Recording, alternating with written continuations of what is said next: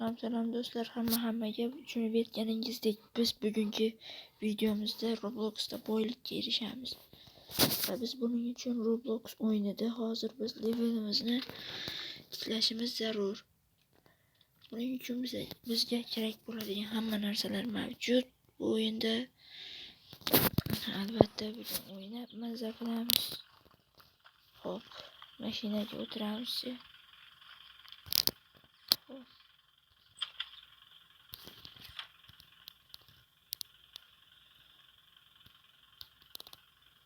gibi.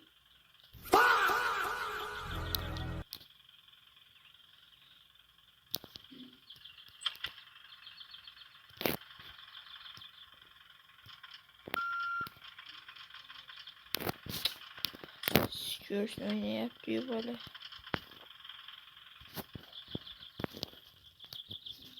Heyecan mesajı o. Lay. Düş dedim. Falan mı oldu şimdi bu? Yok kavurma maşineden az akümülatörün 30 lirası.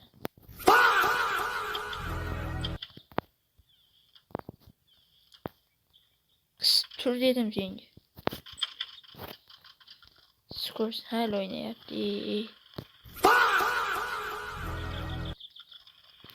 Ne kadar akıyor bu oyunda? Hey de tortu bak getirmiş şu sizin.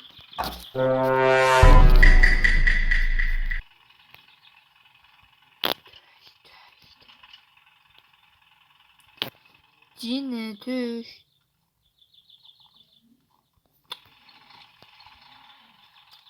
Oynayacağım böyle burada. Gibi. Ne oldu? Hop. Bu yürümeyi de bu hakem. Aldı Roblox oynamacağınız bilin yaptı. Katta bozan bana şuraya kimlerden ola. A few moments later. Ben alayım. Ben yani izliyorum.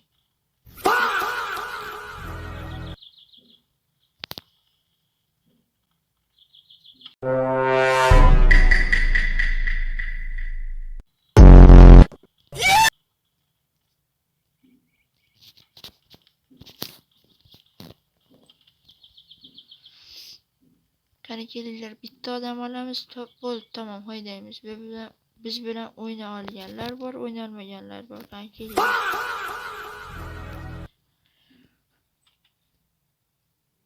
Kaç adam var burada? Özlerimiz oynuyoruz mı? Go. Ben ortalarım crash bana. 15 sekund var, davay bitti adam. Yetti.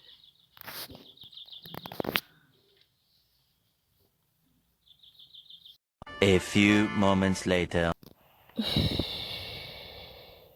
2000 years later. ما خليته